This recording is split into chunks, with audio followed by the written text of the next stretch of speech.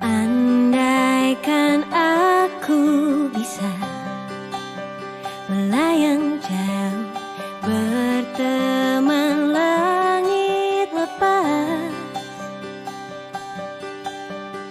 Terkadang kita lupa dunia ini tak akan Assalamualaikum warahmatullahi wabarakatuh.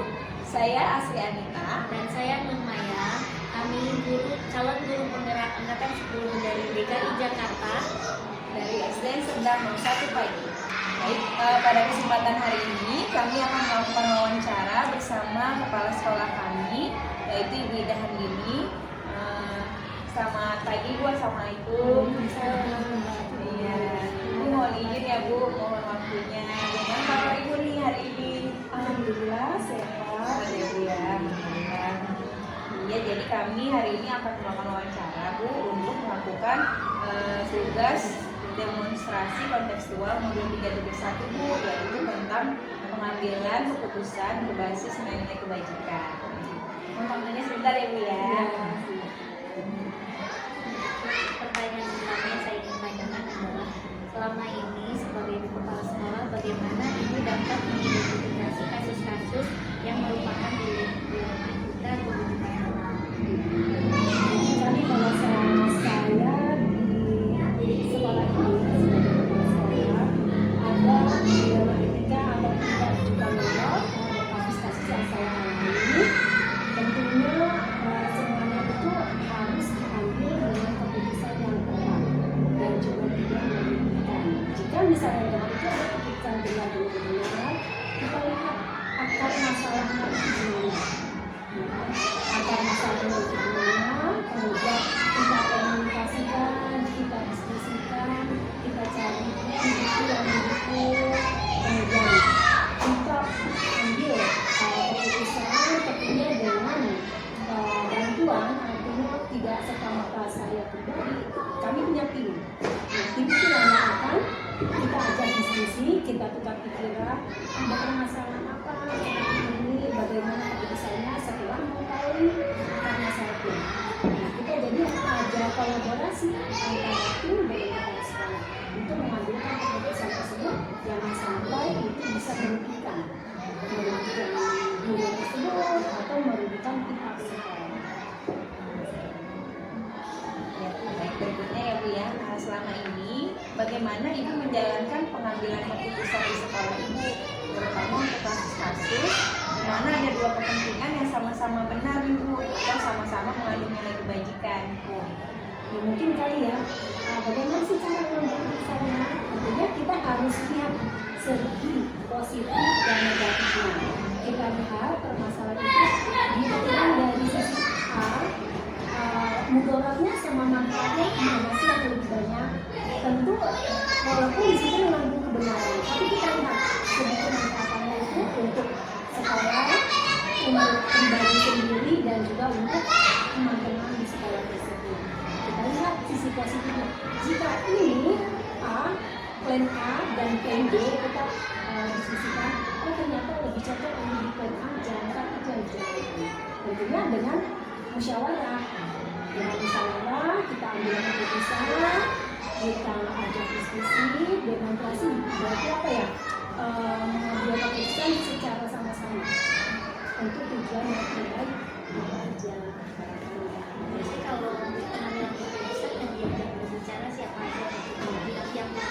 Kalau untuk mengambil keputusan, biasanya saya itu mengajak tim manajemen. Itu utamanya ya, utamanya karena di situ kan juga ada wakil kepala sekolah, ada guru senior, ada bendahara jika itu menyangkut masalah anggaran. Nah, kalau seandainya memang dalam tim manajemen itu tidak bisa diambil keputusan secara kita sharing dengan teman-teman guru. Barangkali guru itu ada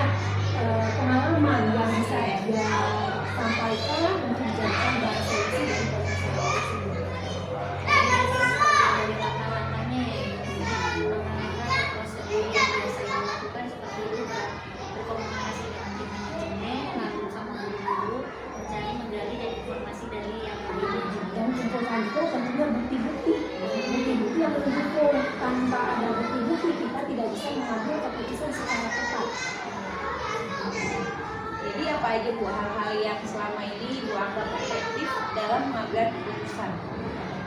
Ya, seperti yang tadi saya bilang, efektif dan tidaknya itu kan tergantung kita open terhadap permasalahan tersebut. Kemudian kita tidak pendam sendiri atau kita tidak punya keputusan sendiri, kita punya tim, kita punya teman untuk berbagi. Seandainya kita membuat keputusan sendiri, tentunya itu bisa merugikan. Apakah merugikan saya sebagai kepala sekolah, sebagai guru yang bersangkutan, ataupun komunitas teman-teman. Tapi kalau kita mengajak diskusi, kita musyawarah, kita cari akar masalahnya, langkah-langkahnya seperti apa, solusinya bagaimana, dengan plan A, plan B, atau plan C, kita lihat mana sih yang lebih bermanfaat dari semua ini. Nah, di situ dari kita bisa ambil keputusan secara tepat, itu menurut saya. Apa saja yang selama ini merupakan tantangan dalam mengambil keputusan pada kasus-kasus dilema etika? Mungkin kalau tantangan ya dari segi personal ya pribadi, kadang-kadang mengarahkan itu agak susah.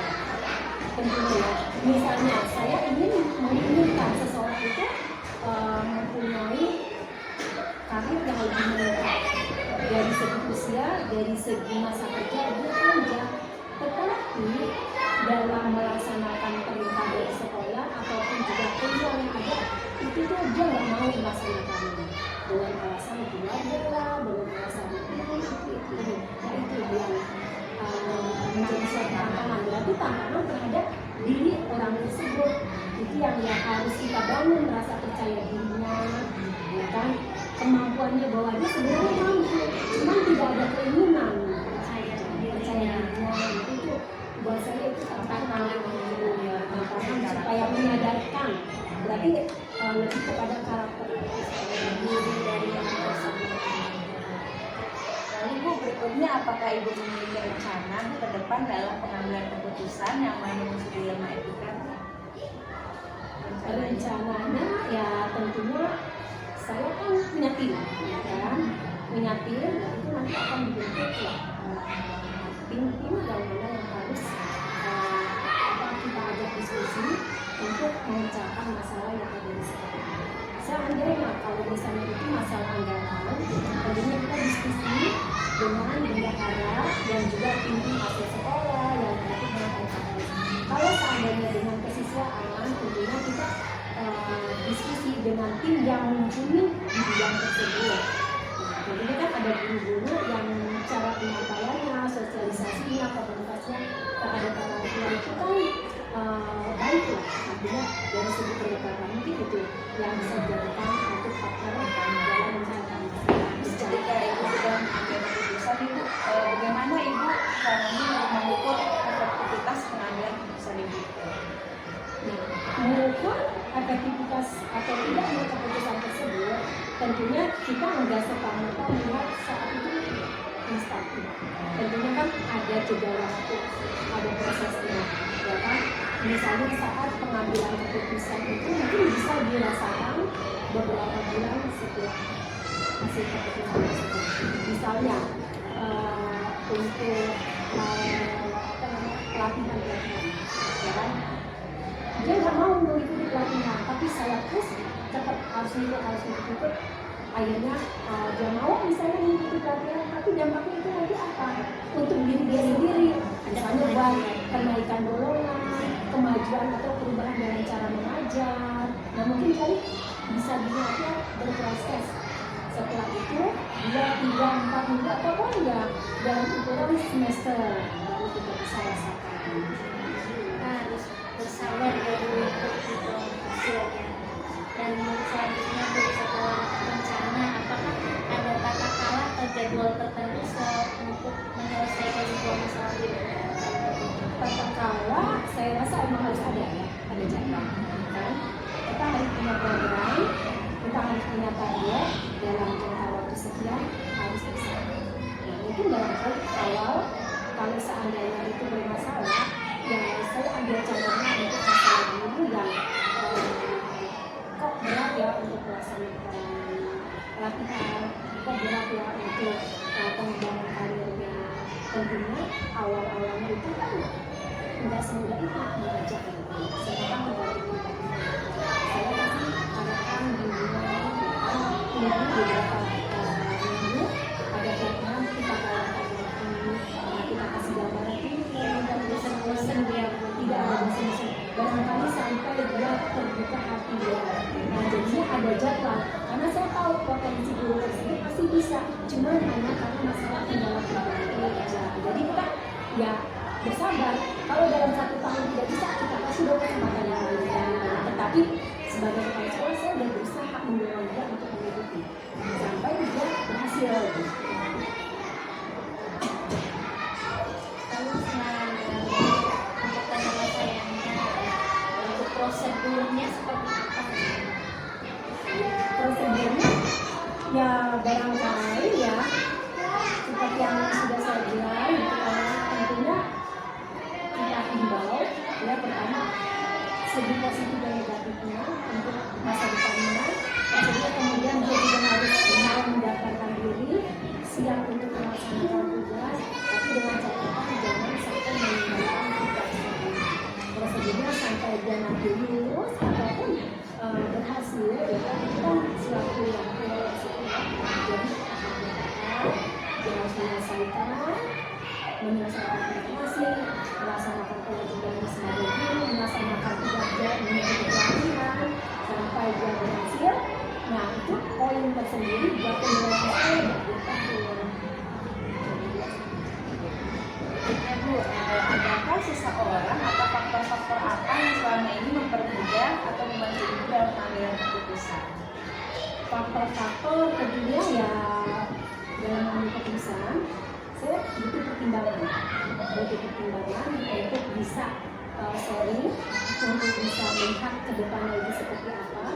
Seandainya saya mengambil keputusan secara sepihak ya nggak elok ya istilahnya seolah-olah seperti kayak memaksakan tidak. Tetapi kalau misalnya pertimbangan dengan guru senior atau juga dengan Wakasek, kira-kira bagaimana kita cari permasalahannya dia, kenapa sampai dia nggak mau, ada masalah apa sih, kita cari. Nah dari situ baru kita arahkan. Baru ya setelah diskusi ada yang pasti bisa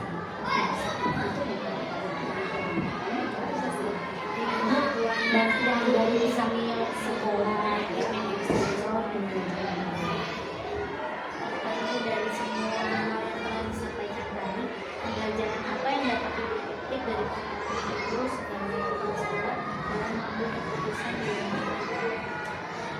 pengalaman tentunya ya bisa saya rasakan bahwa segala sesuatu yang betul bisa dilaksanakan dengan cara baik-baik untuk berbicara, berdiskusi, berkomunikasi, mencari apa masalahnya, melihat sisi baik buruk manfaat dan mudaratnya seperti apa, dan jangan lupa juga kita lihat segi psikologis orang tersebut. Kita cari, kita gali di mana kemampuannya mereka, di mana kelemahannya mereka. Kemampuannya itu, potensi itu yang akan menjadi bekal dia untuk karir berikutnya. Tetapi kelemahannya tersebut kita dorong, kita bangkitkan supaya hal itu bisa hilang. Kita kasih pesan butuh dia. butuh pertimbangan yang matang banget ya Bu, dan perlu harus diskusi ke sana. Ya, cari pencerahan lah. Kalau seandainya mengambil keputusan ini, seandainya salah langkah, nanti kan kadang-kadang ini kok kita kok kadang-kadang ini nggak sesuai. Tapi kalau misalnya udah keputusan kita diskusikan sama-sama. Luar biasa ya Bu ya. Terima kasih Jangan Bu banget ya, ya, benar iya. informasinya. Mudah-mudahan kita bisa jadi pemimpin terbaik. Iya. Insya Allah bisa. Baik Ibu, terima kasih banyak Ibu untuk waktunya. Ucapkan Ya, sama-sama. Baik Ibu, Assalamualaikum warahmatullahi wabarakatuh. Waalaikumsalam warahmatullahi wabarakatuh. Saya Asri Anita. Dan saya Nur Maya. Kami adalah calon guru penggerak angkatan 10 dari DKI Jakarta. Dan hari ini kami bersama Ibu Maria bukan wawancara, pengambilan keputusan berbasis nilai kebajikan. Dan di sini kami bersama Ibu Mariasi dari SDN Serdang 0 Bujang. Assalamualaikum Ibu.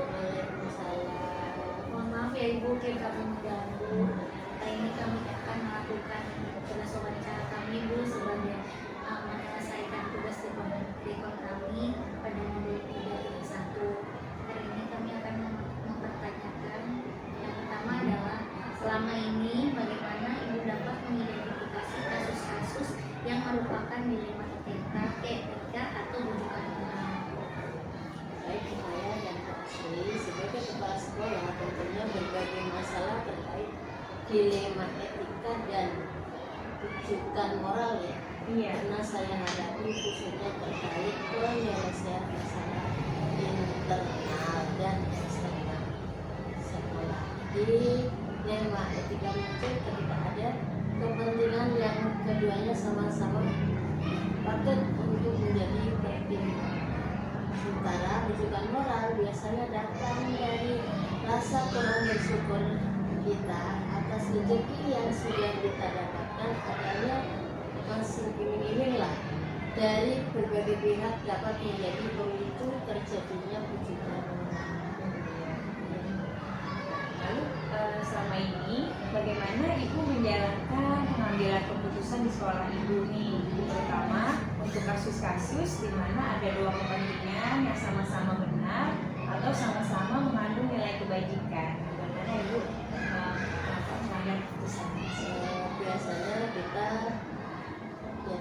terutama saya ya selalu melakukan koordinasi dengan atasan serta tim manajemen sekolah, bahkan pihak-pihak terkait lainnya. Dan ini tidak lain dan tidak bukan adalah langkah untuk memahami akar permasalahan secara menyeluruh serta memperoleh jalan keluar yang terbaik. Jadi kalau misalnya mengambil keputusan itu kita melibatkan beberapa Iya, Koordinasi ya. Ya, Jadi jangan tidak sekolah sendiri ya Bu ya. istilahnya sama guru juga, jadi kita nggak menentukan dari sendiri. Jadi kita membuka forum dulu bersama guru-guru Kita menyelesaikan masalah. Lalu langkah-langkah apa saja sih Bu untuk atau prosedurnya yang seperti apa biasa Ibu lakukan untuk menyelesaikan masalah tersebut? Iya, itu tadi kita mendiskusikan dengan pihak-pihak terkait serta mencari jalan keluar. Kalau komite sekolah dilibatkan nggak? Kalau sekolah itu kadang suka dilibatkan tergantung dari Masalah dan masalahnya. Jadi lihat dulu ya Bu, Iya, kita kita lihat dulu apakah kebutuhan apa yang kita butuhkan. Jadi kebijakan itu nggak kita sendiri, jadi kita kan harus berbicara bahwa kita nggak sebut ya kalau terjadi masalah lapor BPK efeknya kita Berikutnya nih Bu, hal-hal apa saja yang selama ini Ibu anggap efektif dalam pengambilan keputusan pada kasus-kasus dilema etika? penyelesaiannya dilema etika adalah mengajak semua pihak yang terkait yang terlibat untuk duduk berbicara bersama dengan hati dan pikiran yang nggak langsung memutuskan ini kamu harus kita mencari solusi.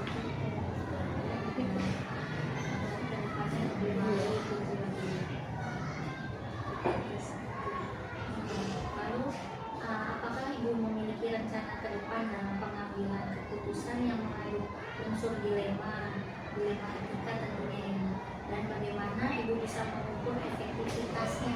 Apakah ada ukurannya dalam pengambilan keputusan itu? Jadi termasuk tantangan juga ya. Yang paling utama adalah mengubah mindset atau pola pikir orang lain agar mau dan mampu memandang sebuah masalah ini dari sudut pandang yang sama. Itu tantangannya ya Ibu ya. Mindset orang itu. Kasus-kasus keputusan pada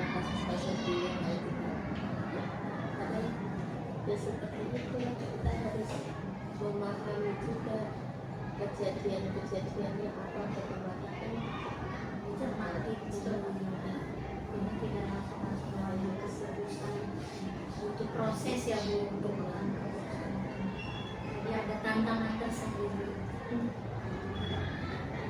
Lalu Ibu, apakah Ibu memiliki sebuah kata-kala atau jadwal tertentu gitu Bu untuk menyelesaikan kasus dilema etika, ataukah Ibu langsung menyelesaikan saat itu juga, atau enggak? Atau ada jadwal kita melihat sesuai aturan yang ada. sesuai aturan yang ada ya Bu ya? Kita harus begini itu nggak ada jadwalnya gitu. Ya istilahnya ya tergantung dari kasusnya sekarang ya kita ada Misalnya kan.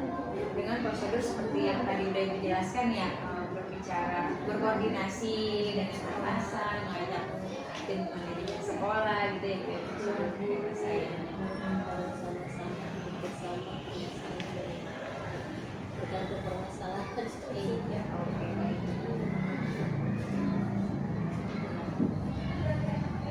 Terus Ibu ada seseorang atau faktor-faktor apa yang selama ini mempermudah atau membantu Ibu dalam pengambilan keputusan dalam kasus-kasus dilema etika?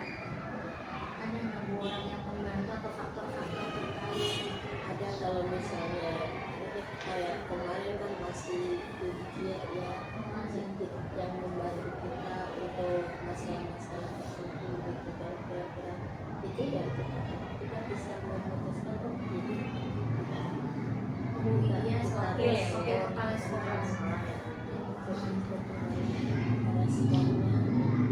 selama ini kan saya sendiri jadi ya beliau aja yang mengendal Mudah ya Bu ya. Meringankan tugas semua di sekolah ya apalagi ketambah lagi sekarang bapak juga satu jadi ya udah suka sama kesini kalau pas ada apa saya kontrol gitu ya dikit ininya ringan ya Bu langkahnya. Koordinasi dan komunikasi ya Bu ya, pentingnya Bu ya. Oke, dari semua hal yang telah disampaikan tadi yang udah kita obrolin Ibu, pembelajaran apa yang dapat Ibu petik dari pengalaman Ibu saat mengambil keputusan dilema etika? kita saling menghargai, saling menghormati apa yang ini transparansi lah istilahnya kita harus transparan bapak kita terbuka ya biar bisa meringankan masalah-masalah tersebut. Komunikasi, hati yang terbuka. Tidak transparan, kemudian semuanya kita terbuka. Alhamdulillah biar bisa misalnya menghasilkan yang terbaik. Sementara membantu salah satu pihak Baik untuk semua pihak gitu ya Bu. Semua itu karena kita transparan, keterbukaan itulah biar ya itulah dia sama-sama. Jadi nggak ada beban buat masalah bisa terselesaikan dengan baik.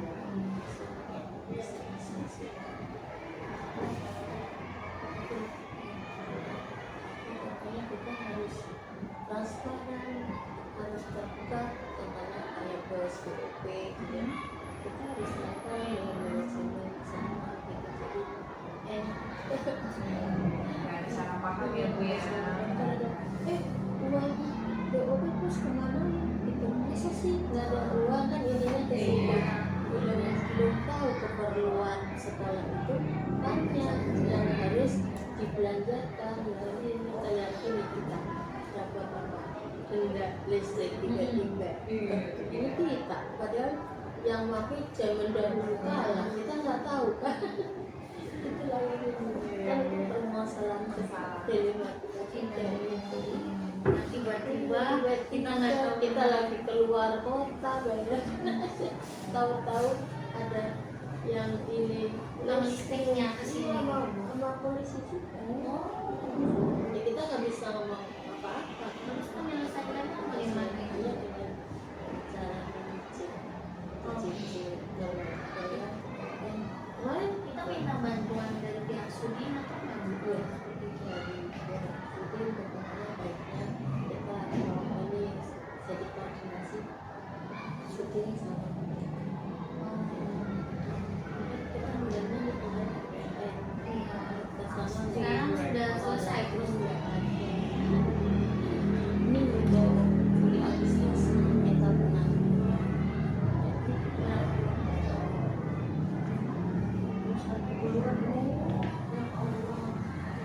Akhirnya ambil dari dana bos kita nggak pernah itu lagi geser Oh pergeseran.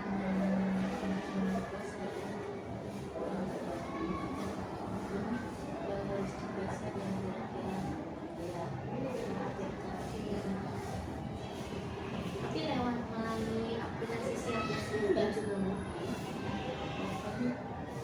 yang sampai SKS Sekarang udah clear bu masalah ini. Dengan itu aja udah mengambil keputusan yang berat ya bu. Karena dana sekolah kan udah sesuai dengan yang saya kita anggarkan. maka tiba-tiba begini kemudian ya itu organisasi semua yang semua bendahara ya atau Saling terkait ya bu. mau ngomong bismillah aja semuanya kalau istilahnya ada masalah kita hadapi dengan bijak insya Allah selesai permasalahan gitu jangan saling istilahnya ini gitu kan ada yang maksudnya kau nggak mau anak saya kan ada juga alhamdulillah di sini kita saling tetap Komunikasi yang baik. sekarang begini ya kan begini cuma Sudah bu, lagi ada tamu dulu, moga bu, ada aja, iya siap ada aja. Ya udah ibu kalau oh iya. Kamu nganterin bu.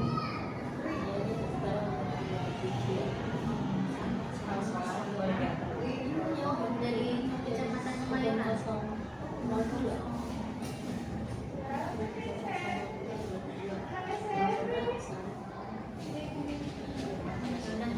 Maaf ya ibu, terima kasih ibu banyak. masih bisa membantu insya Allah Iya. dan sukses ya Iya, amin. Terima kasih banyak.